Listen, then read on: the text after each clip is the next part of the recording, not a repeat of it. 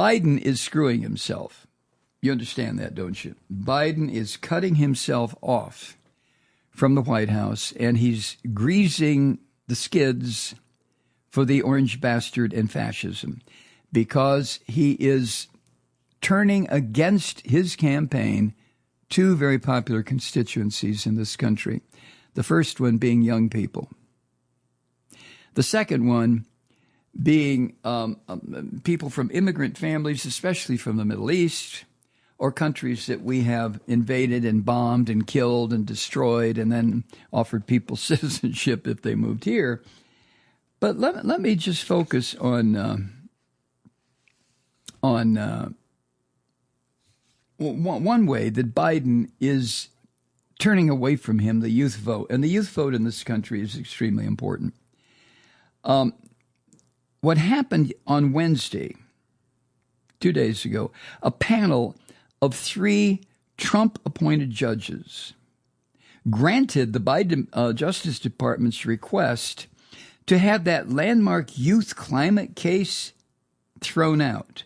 If you remember, it came from the Great Sky Country. It's either Montana or Oregon, one of the states out there.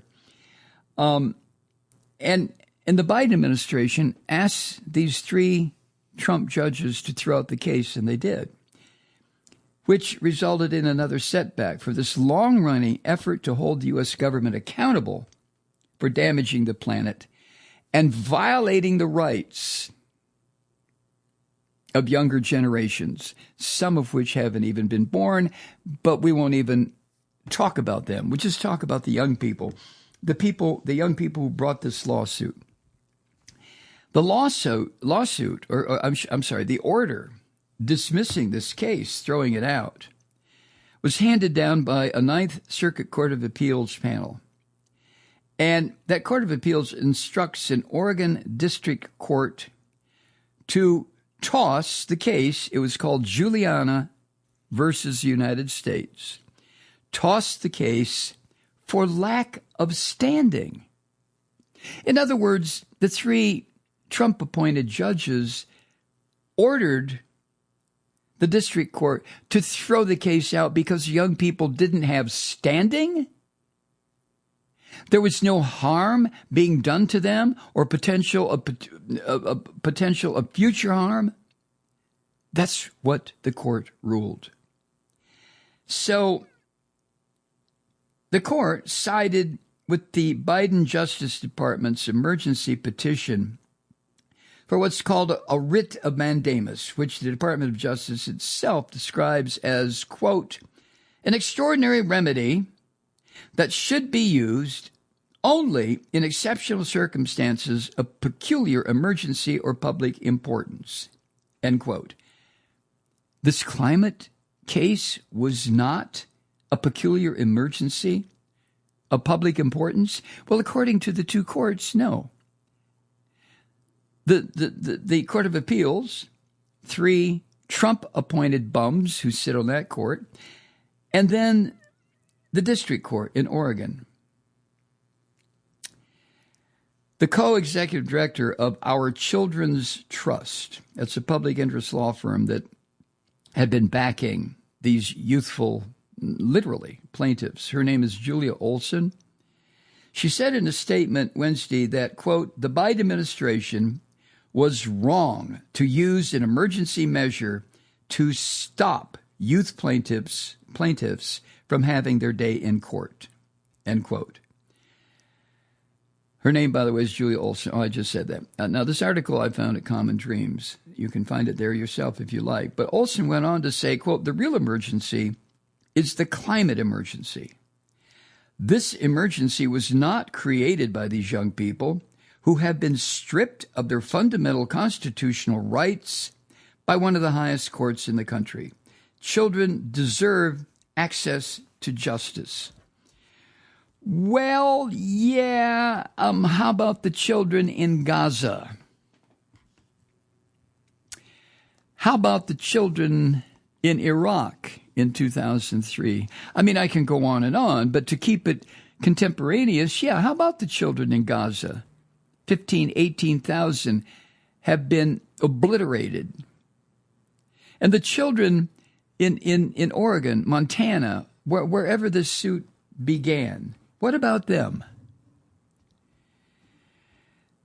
Julia Olson called the Ninth Circuit decision, quote, tragic and unjust and wrong on the law, end quote. She added that the fight is not over, and she put special emphasis on the fact that, quote, Joe Biden can still make this right by coming to the settlement table. We will keep fighting for climate justice, but this is another dark day for protecting young people from climate harm imposed by government. You know, every single day, for me anyway, I don't know to what degree you delve into the reports that circulate in the form of news reports, current events, what's really happening. But for me, every single day, it gets more and more difficult to try to, I've said this before, I'm not bitching and complaining, I'm just saying it just gets more and more difficult to hold on to what little gnarly shards of hope that things are going to get better. Why are you laughing, Mike? Well, I'm laughing sardonically and in a panic mode. What else are you going to do? I mean, I could sit here and cry and scream and curse like I normally do, but it is difficult. Now, here's the deal. Juliana versus United States. That's how the case was titled. That was brought in 2015, 9 years ago, by 21 young Americans who argued that the federal government had violated, quote, our fundamental constitutional right to life, liberty, and property, end quote. By the way the government did that was by continuing to allow the extraction of fossil fuels, despite knowing their central role, fossil fuels, central role in destructive planetary heating. I mean, only the maggot bastards don't understand or accept the idea of global warming. I mean, look what is happening every single night in the United States. Dozens, tornadoes ripping through the midsection of the country. Look at the flooding. I read the other day that the heat index I think it was in Brazil, hit 122 degrees Fahrenheit. And the people who were living in that were unable to leave their homes. They just couldn't go outside. They have air conditioning, obviously, but how much longer will that work, right? So 3 consecutive administrations here in the United States have worked aggressively to prevent a trial, in this case, Juliana versus United States, by deploying emergency legal tactics to delay and derail this case led by these young people, even as the impacts of climate change become increasingly and obviously devastating here and around the world.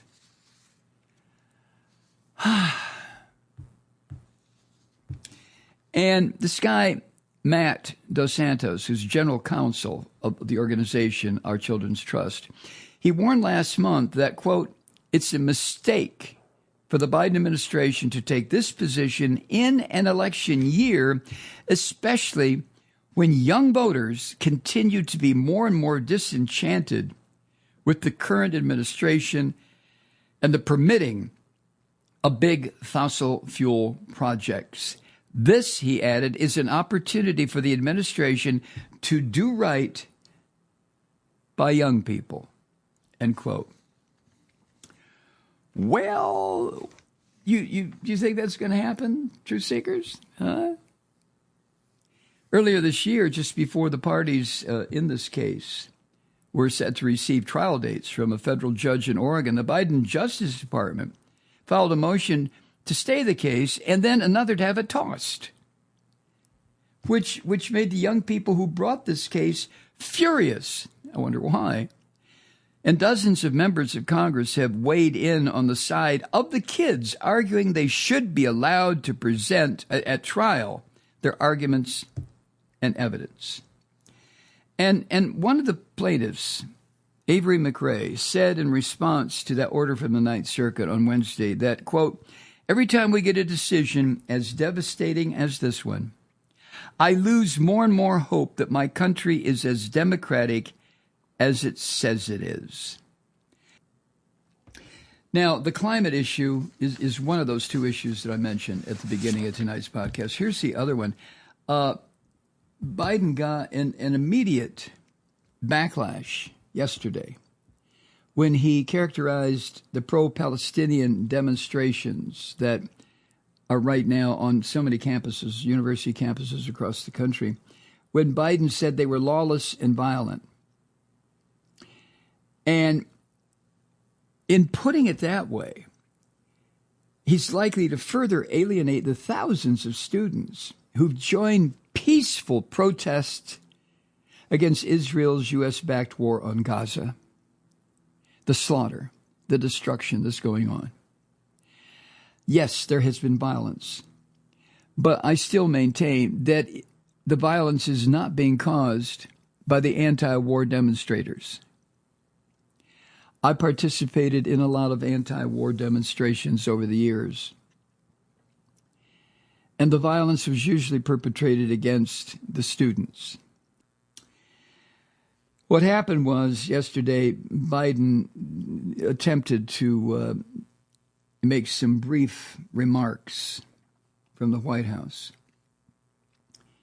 And I don't think any politician, I don't care if they're 45 years old, I don't care if it was Obama or Clinton or an old man like Biden, you shouldn't attempt to make off-the-cuff remarks, because the situations about which you'd be making these off-the-cuff remarks are so complex and so involving and so violent that anything you say can be misconstrued, and it always is.